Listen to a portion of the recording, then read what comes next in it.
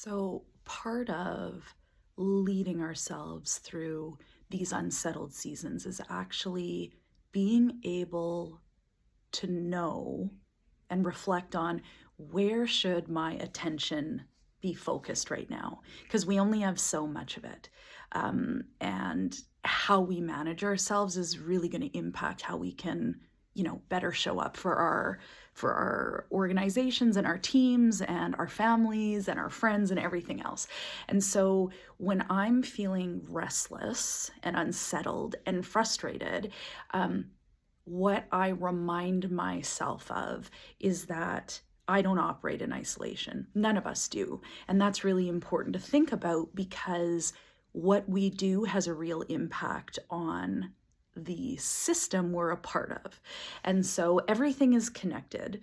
And so, in my case, if I push too hard in one area, that has a real impact on the other parts of my life. So if I push hard in travel and speaking and work, I decide to take multiple courses for my master's at once, right? That has a very real impact on the system that I'm a part of.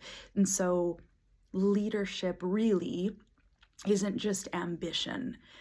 I think that, well, what I know is leadership is really about effective stewardship of the system you're a part of. So whether or not you're in a formal leadership position, really being a steward of the system you're a part of is something we all need to think about, especially if we're going to think about how self-leadership is going to be managed.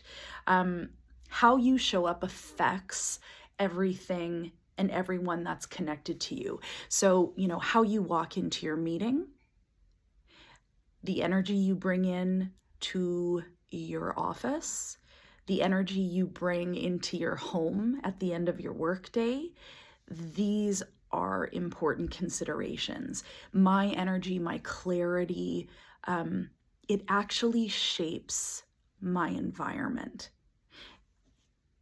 in a very real way. I could go into lots of research. Did you know rudeness is contagious, for instance? But it's called emotional contagion. So, even just how I show up and my presence has a real impact, and it influences the system I'm a part of. And so, as I said right at the beginning, something really important to ask ourselves is, where does my attention belong right now? And what is the impact within the system? So is the impact I'm having actually the impact I want to have? Or am I seeing some sort of unintended consequences of my, say, less than intentional behavior? The good news is that we can always choose how we show up.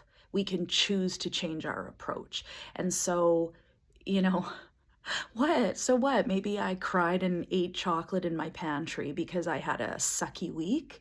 That's perfectly fine. I can choose to show up differently next time, and I can choose a different approach. So I'm not really about sort of shaming ourselves on how we show up. It's about sort of continuous learning and thinking about, what can I do differently next time to have the impact I want to have? And so the noticing is the first piece, first of all, for anything. And so that leads to, what I want to talk about next, and how we actually lead ourselves through these moments.